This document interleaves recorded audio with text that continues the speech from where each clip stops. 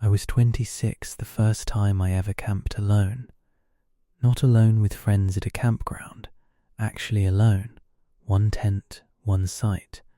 A state park about 2 hours from where I lived, the kind of place with numbered sites and a gravel loop and a bathhouse that locked at 10. I'd wanted to do it for years. My ex thought camping meant a cabin with a coffee maker, so it never happened when we were together. First weekend after the breakup, I just went. I got there early afternoon, set up, took a walk down to the water, came back, and made dinner on my little stove. Nothing happened. It was actually kind of great. Quiet in a way I wasn't used to. The good kind of quiet. The only strange thing was the ranger who checked permits that evening. Nice guy, maybe 50, walked the loop with a little pad of paper.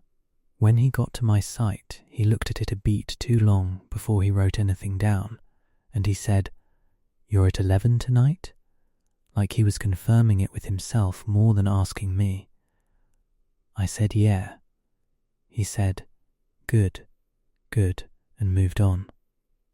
I didn't think much of it. Rangers are weird sometimes.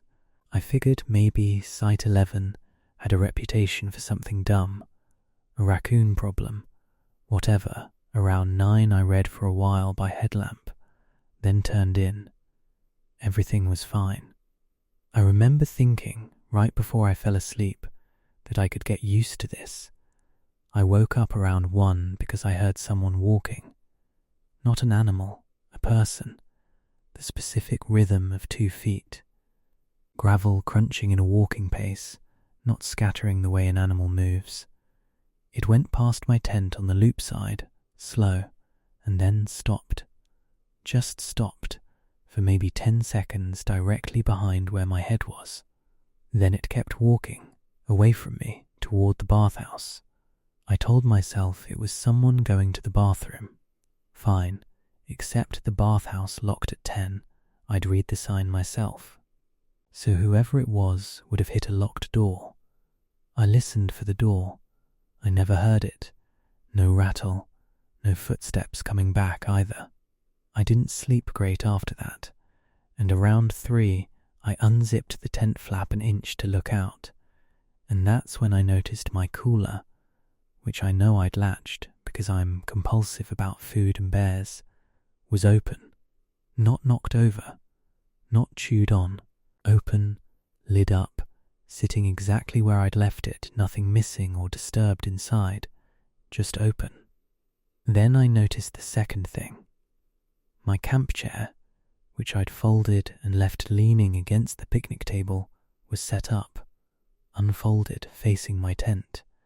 I sat there running through it. Wind doesn't unfold a camp chair.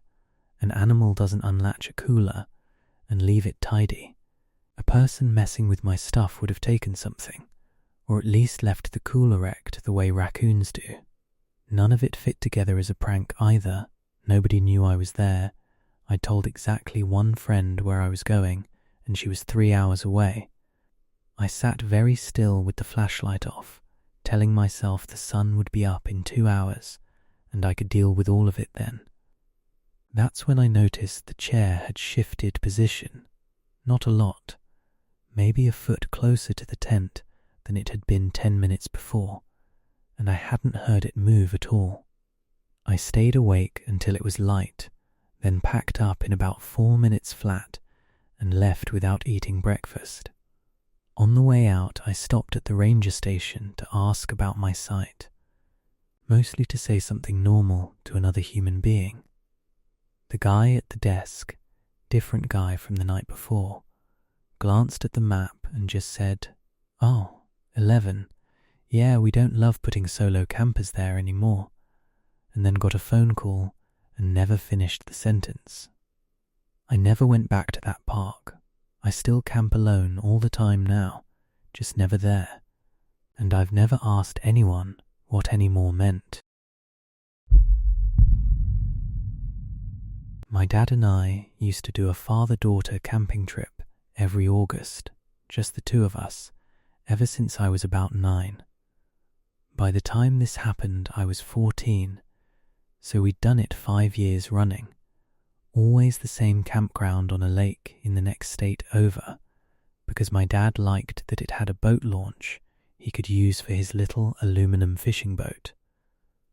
That year, the campground had assigned us a site further back from the water than usual, tucked against the tree line instead of the open sites near the shore. My dad grumbled about it a little, but didn't make a thing of it. We set up, he went fishing for a couple hours while I read in the hammock, and it was a totally normal first day. We grilled hot dogs. He told the same 3 jokes he always told. Nothing was wrong. The odd thing happened right at dusk. There was a trail that ran behind our site into the trees, maintenance access or something, not marked for hikers, and a man came out of it. Not threatening looking, just an older guy in a flannel, maybe 60s, and he stood at the edge of our site for a second and said, "You'll want to bring that boat further up for the night," meaning my dad's boat, which was still tied at our little stretch of shoreline below camp. My dad said thanks, we'll do that, and the guy just nodded and walked back into the trees the way he came. We didn't move the boat that night. My dad forgot, honestly, and I forgot to remind him. Everything was fine through dinner and the campfire. I remember it being a genuinely good night, actually, one of my favourite ones with him. Around midnight I woke up because my dad was already awake. Sitting up in his sleeping bag, listening, he said quietly, "Did you hear that?" And I said, "What?" And he said nothing. "Go back to sleep," which from my dad meant it was definitely not nothing. In the morning, the boat was gone. Not sunk, not drifted. The rope was still tied to the tree exactly the way my dad had left it, cut clean at the other end where it had been attached to the boat, like someone had cut it free rather than the boat pulling loose. We walked the shoreline for almost a mile in both directions. No boat. My dad said maybe it drifted and got caught somewhere with the current, except there wasn't a current. It was a lake. Then I noticed the second thing, which I didn't tell him for years. Right where the boat had been tied, in the mud at the edge of the water, there were footprints. Not our footprints, bigger than my dad's, bare feet, walking in a straight line from the water up into the tree line where that maintenance trail was, and then just stopping part way in. Like whoever made them had gotten however far and then simply weren't walking anymore. No drag marks, no sign of turning around. My dad reported the boat stolen. The campground guy at the office said it happened sometimes out there and didn't seem surprised at all, which bothered me more than the boat did. We never saw that man in the flannel again on any trip after that.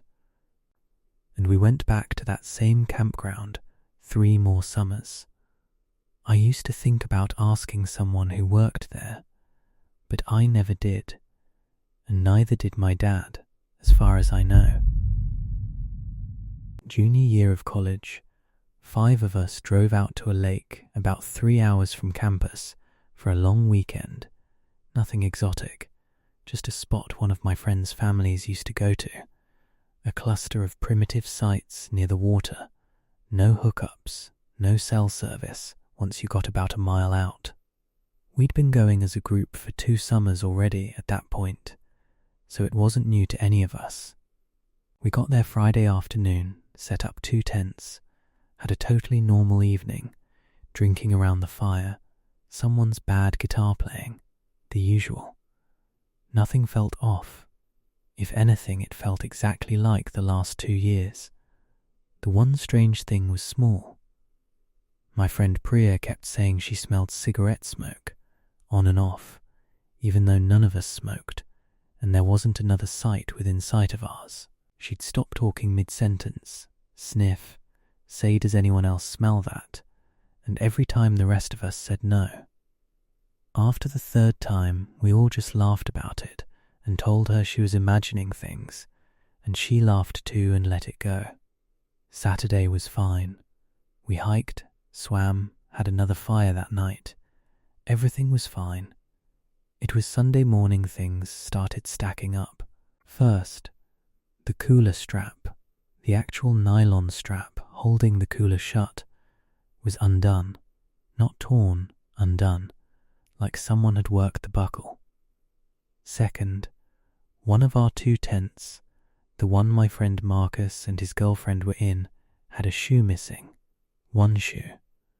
Not both. One. And it wasn't lost inside the tent. They checked everywhere. Third, and this is the one that got to me, the fire pit, which we'd let burn down to coals and hadn't touched, had been built back up. Not just poked at, actually restacked into a small, deliberate teepee shape of unburned sticks sitting on top of the old coals. The kind of careful structure you build when you're starting a fire. Except nothing had been lit. We went through the normal explanations out loud, half joking, half not. Raccoon on the cooler, except raccoons don't work buckles. They tear or flip things. Another group messing with us, except there was no other site close enough, and none of us had heard anyone. Marcus just misplaced his own shoe, except he was completely sure, and so was his girlfriend, who'd have noticed him hopping around barefoot the night before. Priya was the one who said, quietly, that she'd smelled the cigarette smoke again right before any of us noticed the fire pit, and this time when she said, "Does anyone else smell that?" Marcus said, "Yeah, actually," and so did I.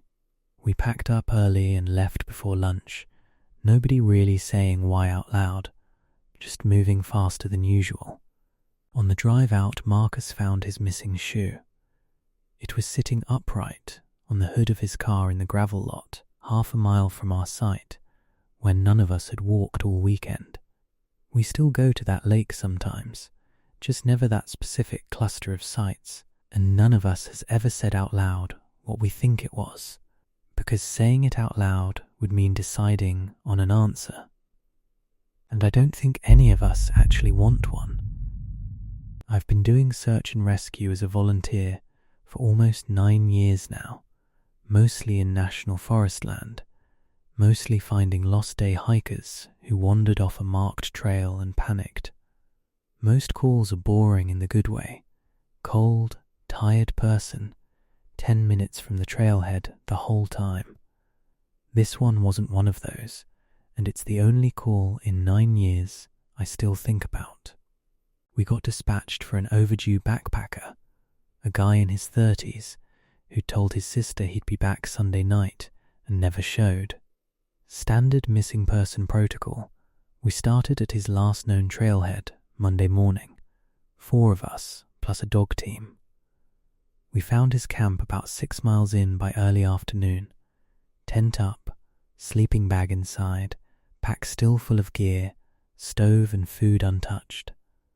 Nothing knocked over, no signs of an animal, no signs of a struggle. His boots were sitting neatly outside the tent flap, laces still tied in bows, the way you'd leave them if you were about to put them back on, not the way you'd leave them if you'd taken them off in a hurry. That part is normal-ish, actually. Sometimes people do get up and wander at night confused, dehydrated, whatever, and don't put boots on. We started doing a spiral search from the tent. About 40 yards out, we found the first odd thing, a single neat line of footprints in bare feet, leading away from the tent in a completely straight line. No wandering, no correcting course around brush or rocks the way a confused or injured person's tracks always do. Normal lost hiker tracks weave. These didn't weave once. Second thing, the line of prints just stopped.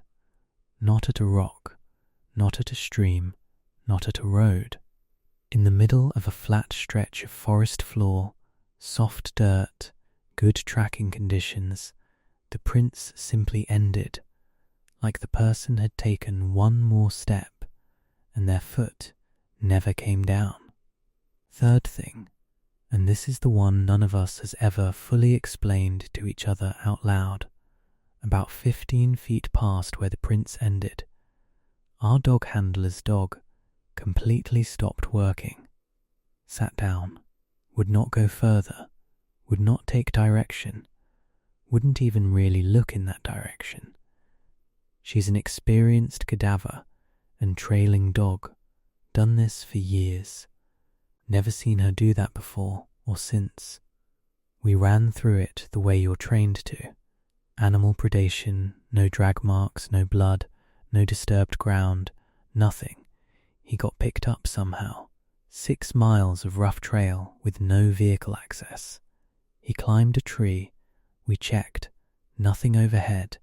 No branches broken at height. The tracks were old and unrelated to him, except they were fresh, clearly made after the rain the previous evening, same night he went missing. We searched for 6 more days, with additional teams, dogs, and eventually a helicopter.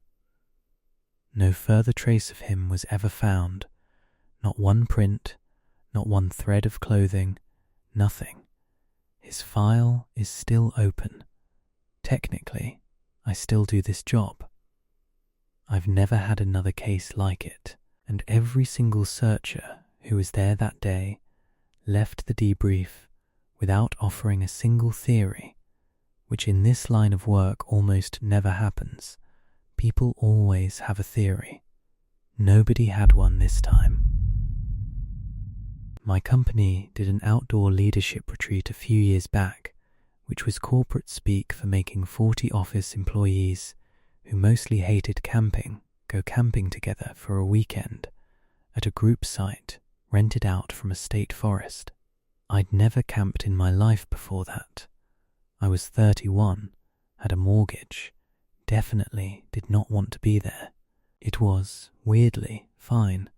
Group activities during the day, a big shared fire at night, everyone assigned to little 4-person tent pods scattered around a central clearing.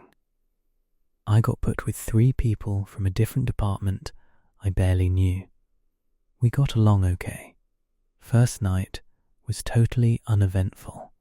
S'mores, forced fun icebreaker games, everyone in bed by 11, because nobody actually wanted to be up late in a tent with strangers. The only thing that stuck with me from day one was something the facilitator said during setup, almost as a joke. She pointed out where the quiet hours boundary rope was around the whole group site and said, half laughing, "And please, for the love of God." If any of you hear someone using the restroom trail after midnight, do not go check on them. Our insurance does not cover heroics. Everyone laughed.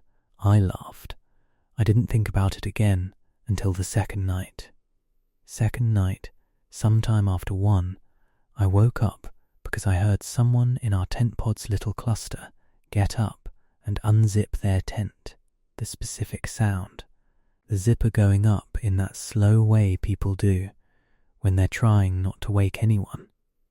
I assumed it was one of my tent mates going to the bathroom trail. Everything was fine.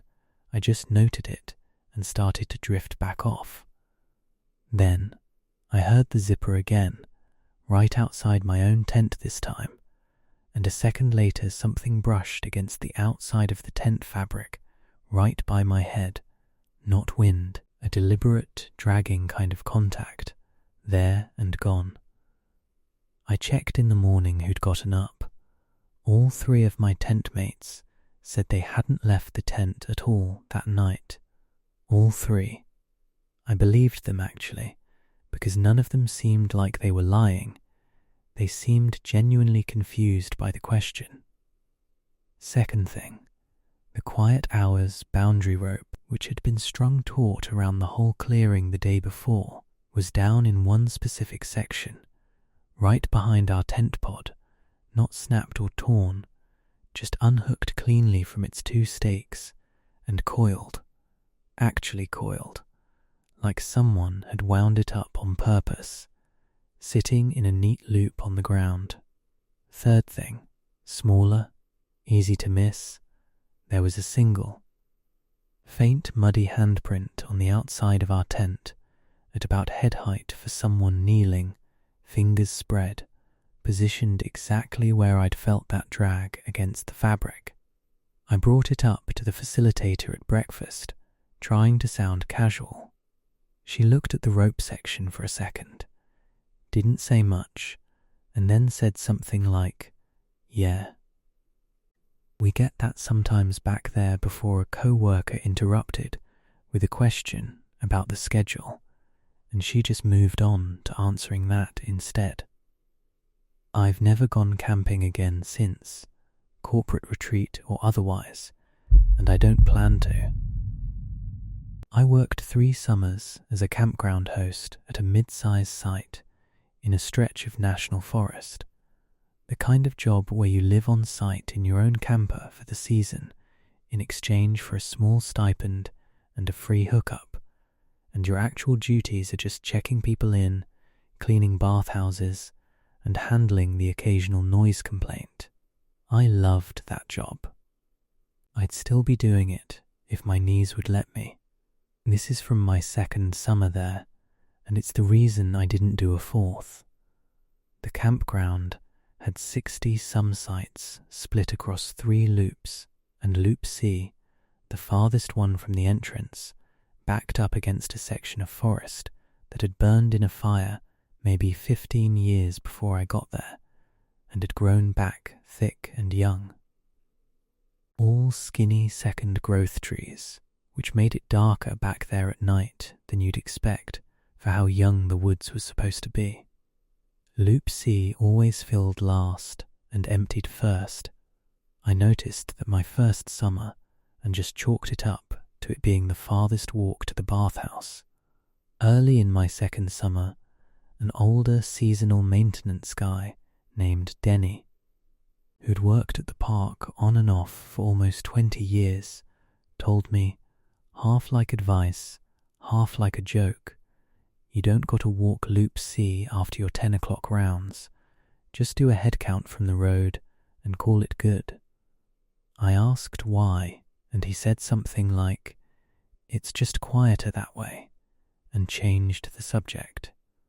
I let it go. Older guys who've worked somewhere 20 years always have some superstition or other. I figured this was his. For most of that summer, nothing happened. I did my rounds. I skipped walking Loop C at night, just like he'd said, called it good from the road. Totally normal season. Everything was fine. Late July, I had a guest in Loop C flag me down in the morning, visibly shaken, saying something had messed with their sight overnight. I walked back with them expecting raccoons. That's 90% of complaints. It wasn't raccoons.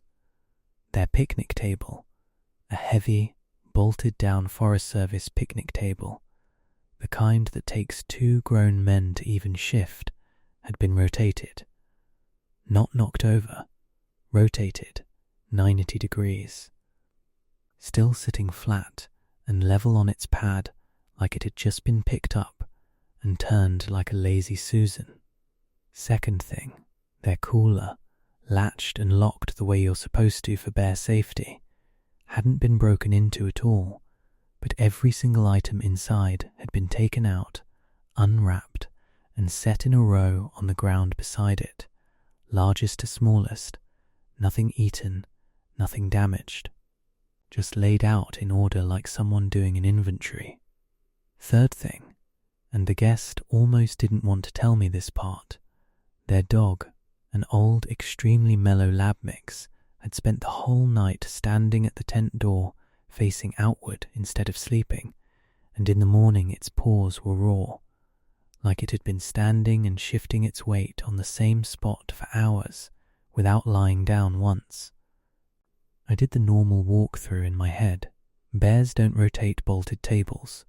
Other campers pranking them, no other site was close enough, and nobody admitted anything when I asked around, and frankly nobody at that campground was the type.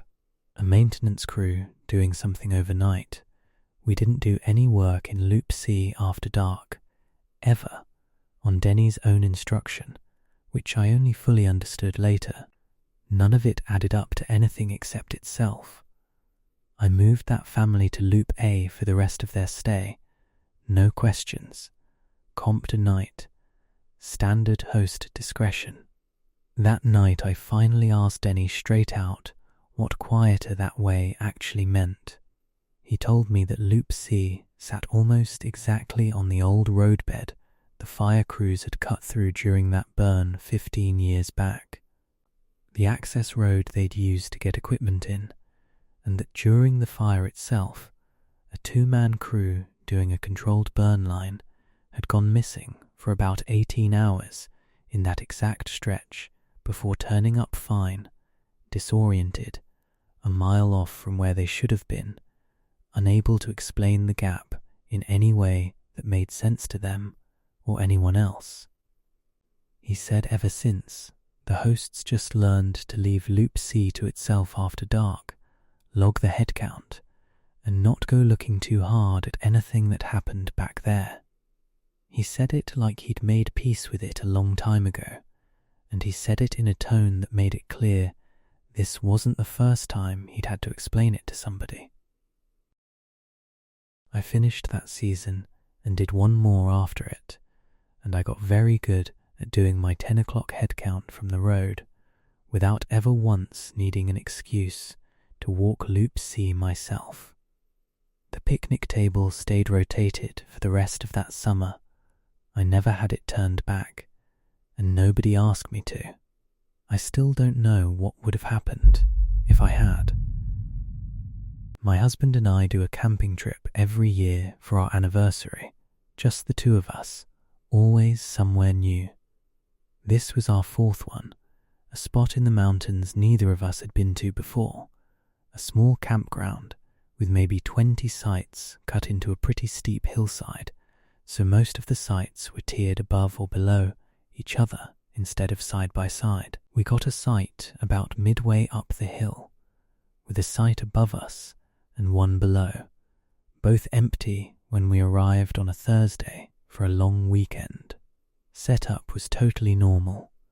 We had a great first evening, cooked an actual real dinner instead of camp food because it was our anniversary, had a bottle of wine, went to bed happy. The only strange thing that first day was a comment from the site host when we checked in, who mentioned almost in passing that the site directly above ours had some drainage issues after rain, and that we might hear water moving at night even if it wasn't actually raining. We said thanks for the heads up and didn't think about it again. Friday was fine. We hiked most of the day, had another good dinner, sat by the fire. Nothing was wrong. If anything, it felt like one of our best trips.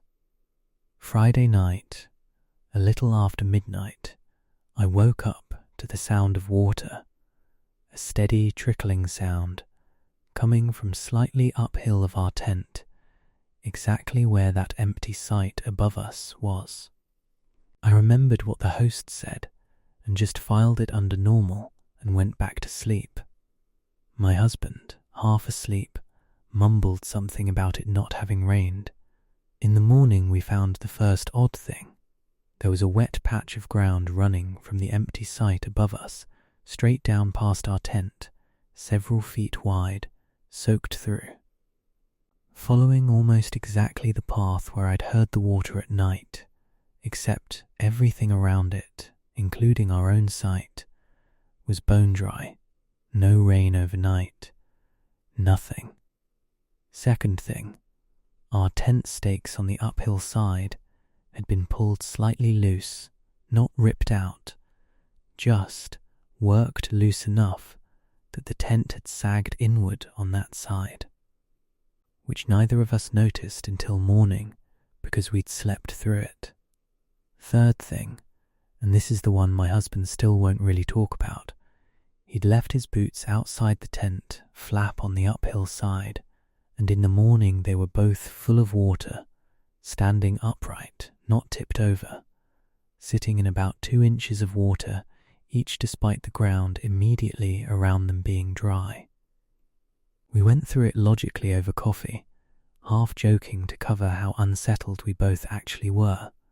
Rain, no rain, dry ground everywhere else. A hose or pipe, no plumbing anywhere near that hillside. It was primitive sights. Someone playing a prank, nobody else was checked into any site near us. We'd have seen a car. It didn't add up as anything, sitting side by side with everything else. We asked the host about it at checkout, mentioning the wet patch and the boots. She got a look on her face I can only describe as tired, not surprised, and said the site above us had been closed for maintenance longer than any of us had realized, and that guests occasionally reported something similar. And then she got a phone call, and the conversation just ended there. The way conversations like that always seem to end. We still do our anniversary trip every year. We haven't gone back to that particular hillside, and neither of us has ever brought it up on purpose since. We just both know not to book anywhere with a site directly below another one anymore. My grandfather took me camping every summer, starting when I was about 7, always the same lake, a spot he'd been going to since he was younger than me, back when it was practically undeveloped. By the summer I'm talking about, I was 12, and it was just the two of us like always, since my grandmother didn't camp, and my parents were busy with my younger siblings that year. We got to our usual spot Friday, and it was completely normal. Same routine we always did. Same little cove where he taught me to fish. Same joke he told about the loon calls sounding like a woman laughing. Nothing felt different. The one odd thing that first evening was that my grandfather, unprompted, told me not to wander past a certain bend of shoreline north of our camp, further than he'd ever restricted me before on previous trips. When I asked why, he just said there's nothing up there for you, in a tone that ended the conversation, which wasn't like him. He was usually happy to explain things to me at length. He loved explaining things. I let it drop, because 12-year-olds mostly do what their grandfather tells them, especially in that tone. Saturday was totally normal. We fished, swam. He told his usual stories by the fire. If anything, it was one of the best days we ever had together.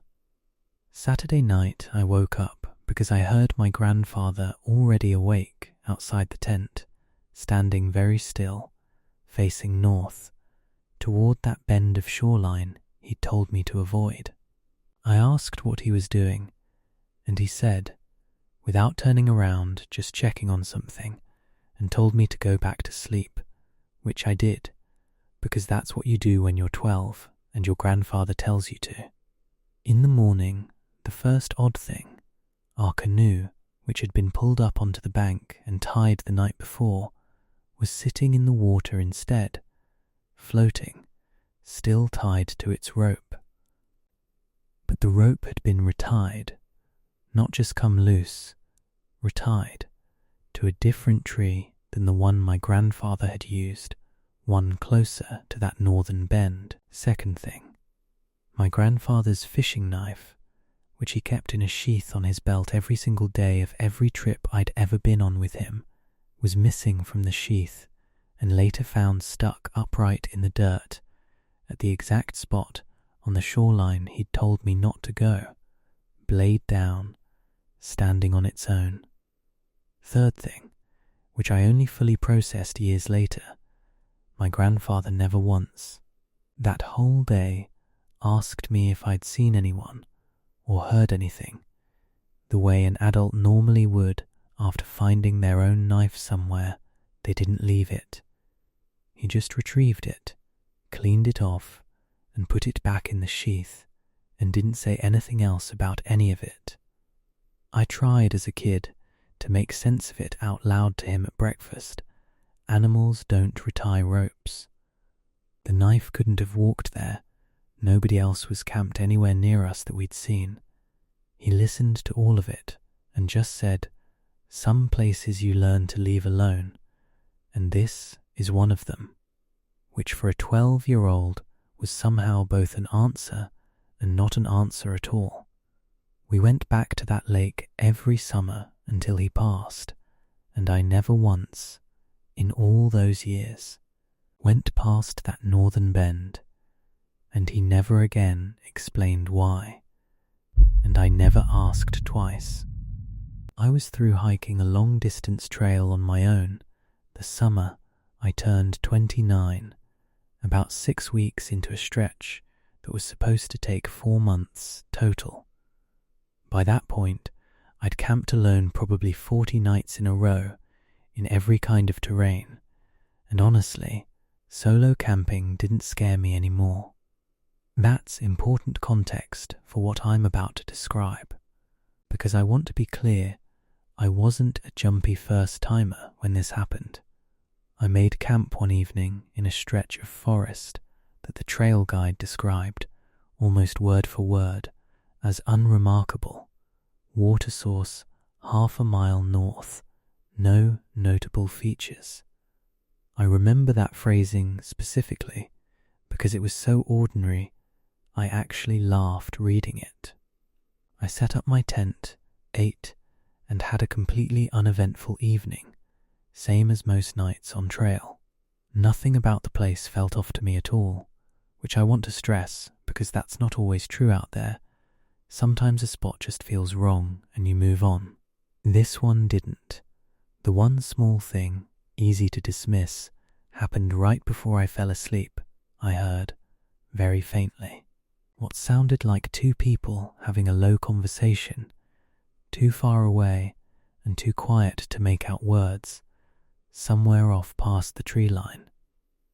I chalked it up to other hikers camped nearby, which happens constantly on a popular trail, and fell asleep without much thought about it. I woke sometime deep in the night to total silence, the specific kind of silence where you notice the absence of the normal night sounds. No bugs, no wind in the leaves, nothing, which on trail is unusual enough that it wakes you up on its own. I lay there a while telling myself it was nothing, a lull, weather shifting, and started drifting back off until I noticed the first odd thing, my rainfly, which had been staked out flat and taut when I went to sleep, was sagging on one side, like something had leaned weight against it from outside, right about at head height. Second thing, my trekking poles, which I always left leaning against a tree exactly where I could grab them in the dark, weren't leaning against the tree anymore. They were laid flat on the ground in a straight line, end to end, pointing directly at my tent door. Third thing, and the one I still can't get past, my water bottle, which I'd left capped and half full outside the tent vestibule, was completely empty and standing upside down, balanced perfectly on its cap, not knocked over, balanced. I ran through the normal trail explanations, out loud, quietly, the way you do when you need to hear a rational voice, even if it's your own. Wind, there wasn't any. The night was dead calm. That's exactly what had woken me. An animal, no animal drinks a bottle clean and then stands it upside down balanced on its cap. That's not a thing animals do. Another hiker messing with me as a prank. Nobody on that stretch of trail that week that I'd crossed paths with seemed like the type, and pranking a stranger's sight at 2 a.m. in the backcountry isn't really a thing that happens even among hikers who know each other. I didn't sleep the rest of that night, just sat with my headlamp off, listening to nothing, until it got light enough to pack up. I hiked out to the next water source and the next shelter without stopping, and I mentioned it, carefully, to another thru hiker I crossed paths with 2 days later, describing the spot by its mile marker rather than saying anything about what happened. He got quiet for a second and said something like, "Yeah, people don't usually camp right there if they can help it," and then changed the subject to something about resupply boxes, the way people do when they'd rather not finish a thought out loud. I finished the trail that year. I still hike alone all the time. I've never gone back to that exact mile marker, and I've noticed since then that I'm not the only one who seems to know to avoid it, even though nobody's ever told me exactly why. That's 9 for tonight. If you've made it this far, thank you for sticking around. It means a lot, genuinely. If any of these got under your skin the way they got under mine putting them together, maybe consider subscribing for the next batch. Wherever you're listening to this from, get home safe, keep your tent stakes checked, and maybe don't camp anywhere near a bend in the shoreline somebody tells you to avoid. I'll see you in the next one.